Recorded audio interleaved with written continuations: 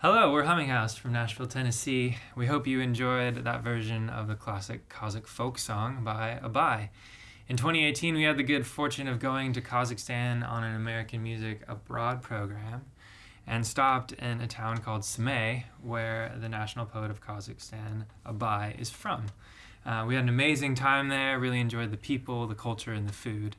And so we found out recently that 2020 is the 175th anniversary of the birth of Abai. So we decided to do a dedication in celebration of that. Bobby here did an arrangement for strings, and we're sending it out to the people of Semey and Kazakhstan with all the love from Nashville.